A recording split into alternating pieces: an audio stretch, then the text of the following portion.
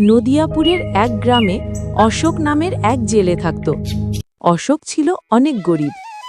অশোক এতই গরিব ছিল যে তার নিজের কোনো নৌকা ছিল না। একদিন অশোক নদীর কিনারে বসে নদী দেখেছিল।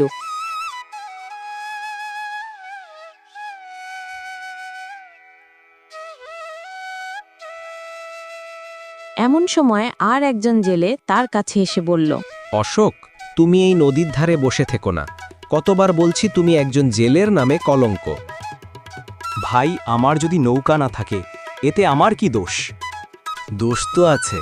তোমার বাবার তো খুব ভালো নৌকা ছিল। আমি তো শুনেছি তার নৌকার কথা দূর দূর পর্যন্ত ছড়ানো ছিল।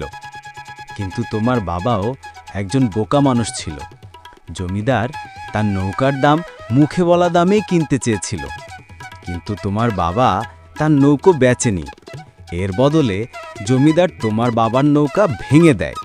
তোমার বাবা তার নৌকা হারানোর দুঃখে চলে গেল, আর এখন তোমার কাছে একটাও নৌকো নেই।